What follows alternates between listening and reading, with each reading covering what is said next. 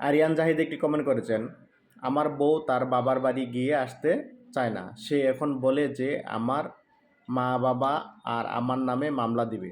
সে pregnant অবস্থায় আছে, এখন আমি তাকে নিয়ে সংসার করতে চাই কিন্তু সে চায় না, এখন কি করণীয়? দেখেন, যদি সে বাবার বাড়িতে চলে যায়, আসতে না চায়, তাহলে আপনি প্রথমেই যে কাজটা করবেন সেটা হচ্ছে আপনাদের এলাকার যে চেয়ারম্যান আছে তাদের মাধ্যমে আনার ব্যবস্থা করতে পারেন। তাও যদি না আসে, আপনি একটা লিগেল নোটিশ দিতে পারেন আসার জন্য। লিগেল নোটিশেও যদি না আসে, আপনি পারিবারিক আদালতে 100 ধারায় মামলা করতে পারবেন আসার জন্য। ওইখানে সে অবশ্যই জবাব দিতে বাধ্য।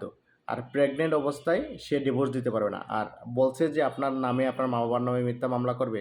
মিথ্যা মামলা করলেও আদালতে সে মামলা টিকে না। কারণ যদি মিথ্যা মামলা করে, যদি সাক্ষী প্রমাণ না থাকে, মেডিকেল রিপোর্ট না থাকে, সেই মামলাগুলো অবশ্যই টিকে না। আপনি বেকসুর খালাস পাবেন। যদি প্রমাণ করতে পারেন যে মিথ্যা মামলা করছে, আপনি তার বিরুদ্ধে মানহানির মামলা করতে পারেন।